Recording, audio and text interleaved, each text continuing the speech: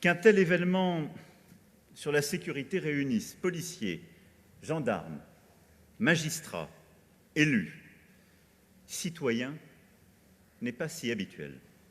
Et pourtant, ça devrait être une évidence.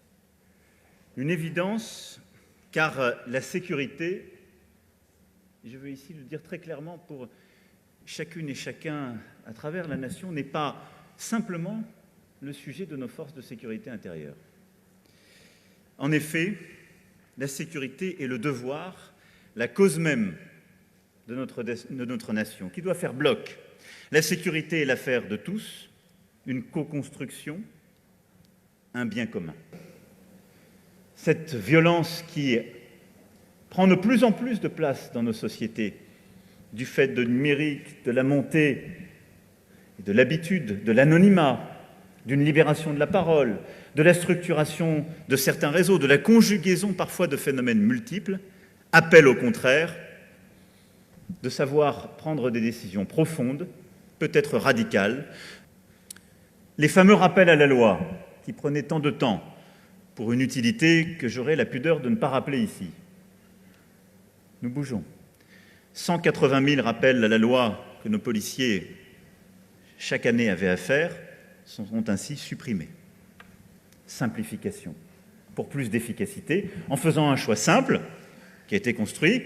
Pour certains faits, il faut lancer une procédure qui est plus qu'un rappel à la loi. Pour d'autres, il faut acter que c'est le de minimis, mais au moins aller au bout de la logique et ne pas rester dans cette hypocrisie qui vous prend du temps sans avoir quelque efficacité.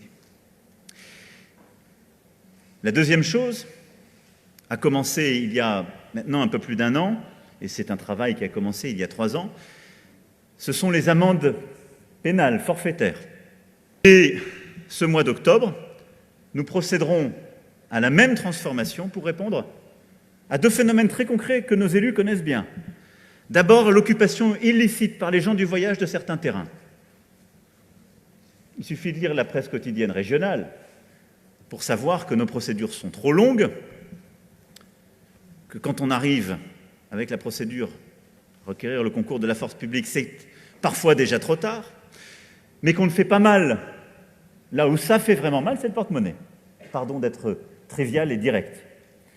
Et donc on va faire gagner du temps à beaucoup de monde, on va alléger de la procédure, mais on va permettre aussi de répondre à des situations inacceptables sur le terrain en ayant la même approche par les amendes pénales forfaitaires pour l'occupation illicite par les gens du voyage des terrains.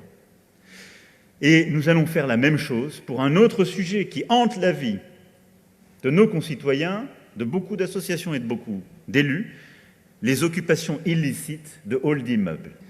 Mais aujourd'hui, nous devons encore faire mieux pour, en quelque sorte, nous mettre au plus près des victimes et leur permettre d'avoir accès aux services du quotidien que d'autres services publics savent leur rendre. Et donc, la police et la gendarmerie française doivent prendre le virage du service rendu aux citoyens. Pour ce faire, je souhaite que la plainte en ligne soit mise en œuvre dès 2023, et pas seulement la pré-plainte, comme c'est le cas aujourd'hui. Je souhaite que dans ce cadre, un suivi soit possible pour les victimes, avec des référents à qui s'adresser au sein des forces de l'ordre et des applications numériques dédiées. Mais au-delà, nous devons aller plus loin, prendre à bras-le-corps cette situation et continuer de nous engager. En 2022, le ministère de l'Intérieur verra ainsi son budget augmenter de près de 1,5 milliard d'euros, dont 500 millions d'euros pour la mise en œuvre des premières mesures du Beauvau de la sécurité. Ce vers quoi nous devons aller, d'ici à la fin 2022, c'est de permettre à ce que chaque fonctionnaire sur le terrain soit doté d'une caméra individuelle. Cet objectif, nous pouvons l'atteindre, nous allons l'atteindre, c'est l'engagement que nous devons nous donner à nous-mêmes. Je vous confirme également que nous allons engager le déploiement des caméras embarquées pour les véhicules, qui supposait un changement législatif. Celui-ci est en train de se parachever et la mesure pourra être effective dès 2023. Nous allons créer, en région parisienne, un centre de formation dédié aux policiers comme aux gendarmes. Ce nouveau centre permettra de constituer un vivier pour créer de nouvelles compagnies de CRS et escadrons de gendarmerie mobile pour répondre aux besoins. J'ai entendu aussi les préoccupations qui remontaient sur l'image, sur l'uniforme, désuet, inapproprié. Et ceci, je ne le sous-estime pas parce que c'est une question de fierté, de respect.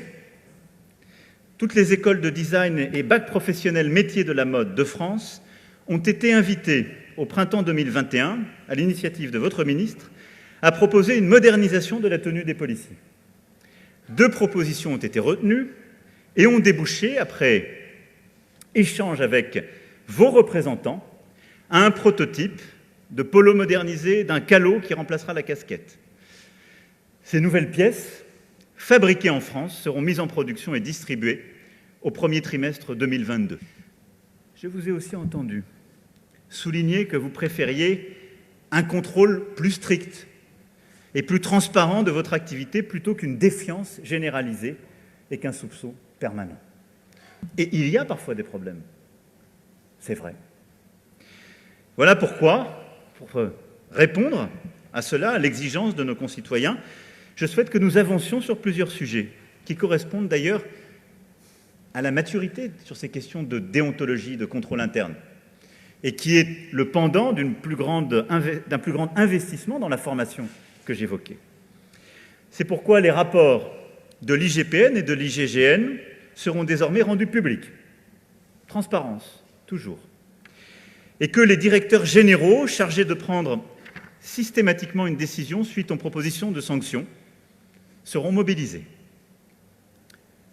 Sanctions qui peuvent aussi donner lieu à des réorganisations de services et de le faire dans le mois qui suit leur publication.